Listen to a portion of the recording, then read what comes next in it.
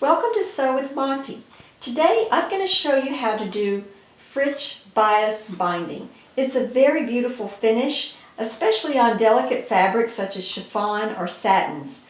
I'm going to use a cotton though, just to show you how it's done, and I suggest the first time you ever do it, you should probably use a stable fabric like a cotton or cotton blend just to get the feel of it.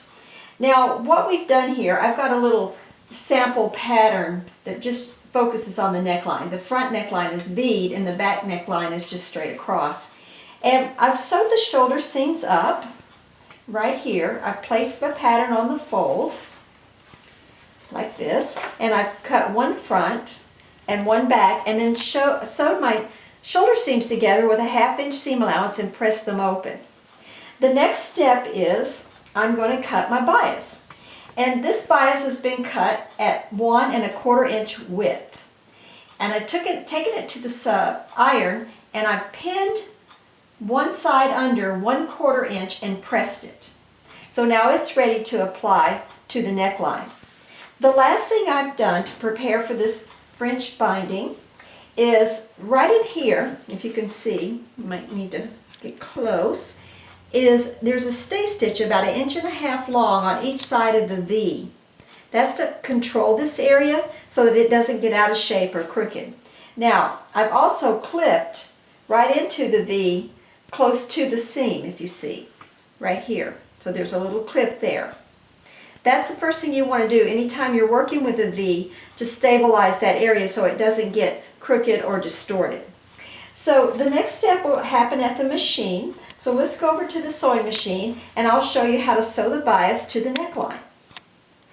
We're ready now to attach the French binding to the neckline sample, and you want to make sure that you sew the raw edge to the neckline edge, and you want to have right sides together. So if this binding had a right and wrong side, I'd want my right sides together, and the folded edge should be facing you up.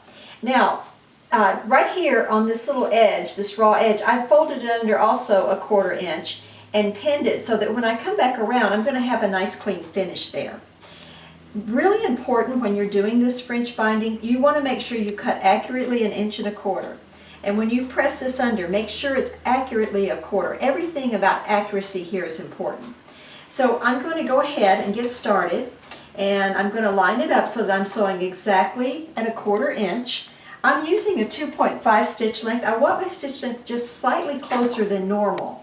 And I'm going to start off, and I'm going to back stitch a little bit to hold it, and I'm going to keep it at 1/4 inch all the way through here, nice and slow. If you have to regulate your speed, do so to keep it slow.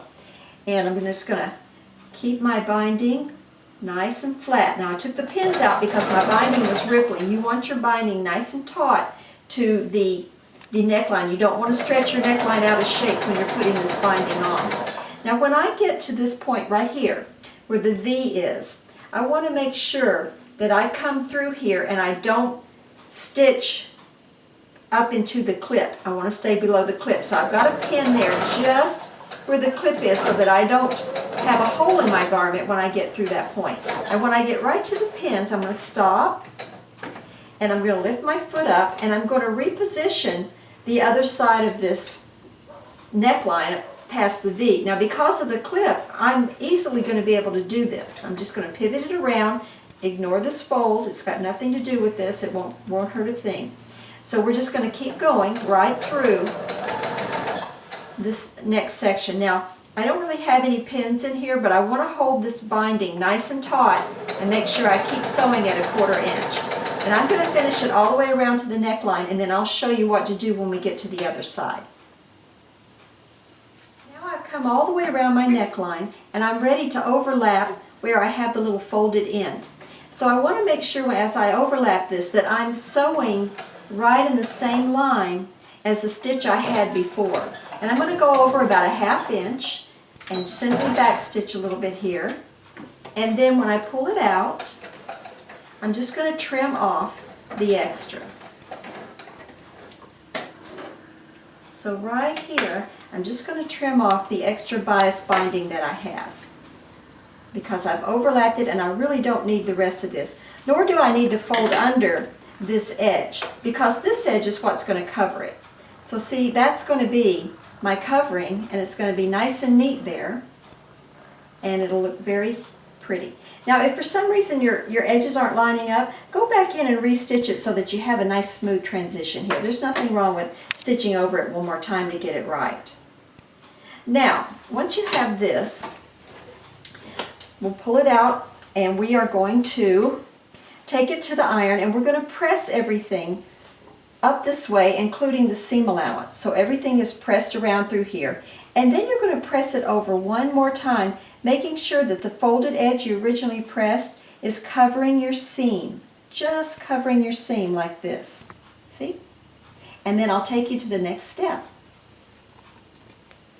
So I've pressed the seam allowance up toward the binding, and then rolled the binding over the top of the seam allowance and pinned it. You have to really pin this very carefully, because when you pin it, you want to use a lot of pins, and you want to make sure that you're pinning right along the seam edge here between the binding and the body, and making sure on the back side where you pin that you're just catching the folded edge of your bias. So this is what it looks like on the inside, and this is what it looks like on the outside, right there. And then over here, where I had the little fold under, I've wrapped it around the raw edge of my binding and tucked it under. See how neat that is? Now, one thing you want to be keen on, you want to try not to have this little fold right on top of your seam. It's better if it's a little bit forward or backward. That way you don't get a lump here because of the thickness. So you want it slightly forward or slightly backward from the seam so you don't have a big lump.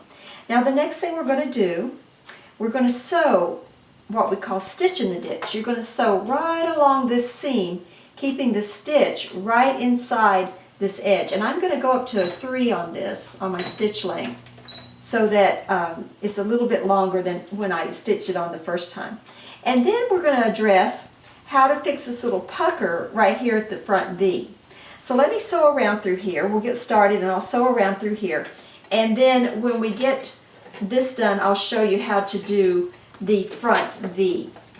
So let me get going, and then we'll go ahead and do the V. So I've pressed the body of the garment, the seam allowance, up into the binding, and then press the binding over top so that it just catches right here along the stitch line, which is stitch in the ditch, which means it's stitched right inside the seam here. That way you don't have any apparent seams on top of your binding. Now on the inside, you have a little catch. Let's go here so you can see it better. You have a little bit of an edge here, and you're going to have this caught. That's the original fold of the binding. So you'll have a little catch here. So when you pin it, you want to make sure that you're catching just this little edge so that you have an overlap here. And then you sew all the way around through, as we did before. Now we have to deal with the V. Now see how we've got this little stuff going on at the V? Here's how we're going to do that. We're going to turn it inside out, and we're going to fold it on the center front of the garment, or the sample in this case. And once I have that folded, I can see that my binding is not going in alignment with the fold. It's sticking out this way. So we're going to sew right along here and make sure that the line is parallel to the line that is on the fold. So when you do it, you don't want to start at the edge. You want to come in and start inward on this, and the first stitch you're going to make is you're going to back up. Now I keep my stitch length at 2.5 because this is a very detailed little area and I want small stitches. But I'm going to start off with the reverse. So I'm going to come in here and I'm going to just go, whoops, turn the machine on. So let me get started here. There we go. Now I'm just going to go backwards first. I'm just going to go just a little bit back till I get to the edge, and then I'm going to go forward so that I don't have any strings hanging at the front of my V. So let me just back up a little bit here and go forward. That way all my threads are inside and not at the top of my V, so that it looks nice and clean when I open it up. Now you can go back and you can press this little area nice and flat. But see how beautiful it makes the little V area? Nice and clean. And see how crisp the V itself is in the neckline? And that's it. That's a V-neck with a French binding bias trim.